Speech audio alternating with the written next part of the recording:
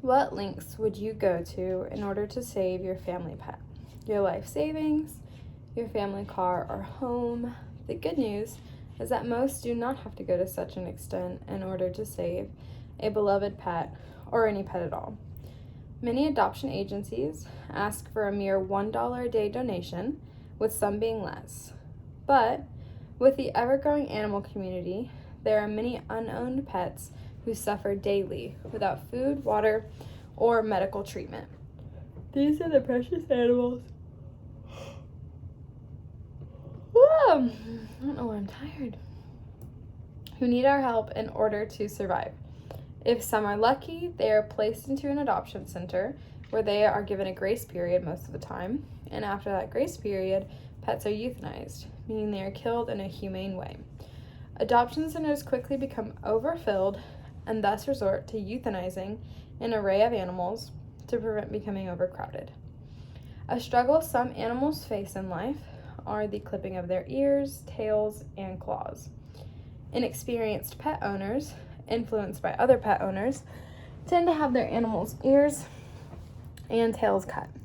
This causes damages I will, at some point, further elaborate on. There are many things that differentiate the experience of buying a dog from a breeder versus adopting from a shelter. The main differences include the major price difference, as well as incomplete medical records, which I will also further explain.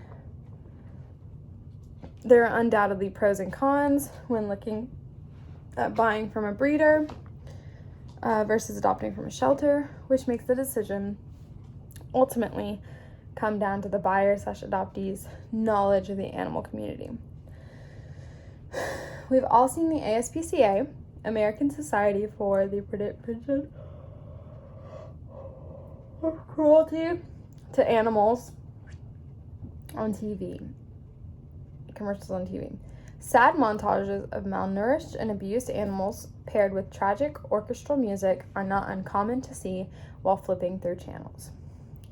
These commercials are dramatized and purposefully made to yank at one's heartstrings in order to inspire actual change in the animal community.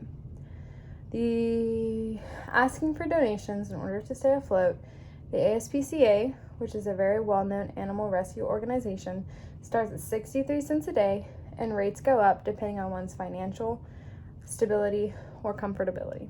ASPCA 2021.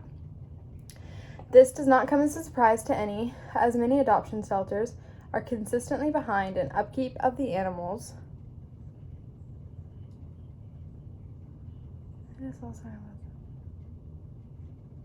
That they maintain because of monetary issues. Seeking financial help from ordinary people helps to fund the animal community and make sure animals being brought into shelters are properly cared for. While the ASPCA is not a great animal rescue organization, it did pave the way for many others' existences. The ASPCA was founded in 1866 in New York, and is the first humane society in North America. What followed are multitudes of more foundations, such as Animal Aid Unlimited, Humane Society International, and more. Since then, the treatment of household pets, reptiles, and even livestock has drastically improved. What hasn't improved is the population of the animal community. At any given moment, it is estimated that there are roughly 70 million stray animals in the United States of America. PepleCo 2020. The heartbreaking fact of this number is that more than half, if not the vast majority, of these animals will die of starvation, neglect, disease, or by the hand of us through euthanizing them. While it is not expected for someone to be able to knock that number down solely by donating $1 a day, it is emphasized that supporting animal rescue organizations and their excursions to limit animal homelessness is one of the best ways to start. Another way to help the animal community outside of donating to an adoption shelter is to stop the cropping of tails, ears, and declawing. Some owners do it to show dogs and certain breeds in order to make them more appealing to judges and other dog owners in general. while others crop their pets' ears and tails for health reasons. There is no majority rules opinion, as dog breeders and show dog owners avidly defend the clipping of ears, tails, and claws just as avidly as those who are against it oppose it. Based off of the extensive research I have since conducted, I have found that the clipping of dogs' ears and tails cause deeply excruciating pain and are more so not necessary. Nuez 2017.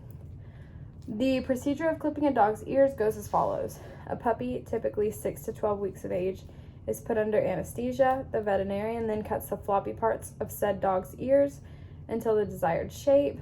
After, the dog's ears are taped to an extremely firm and upright surface where they're bandaged together to heal for the next 4 to 6 weeks.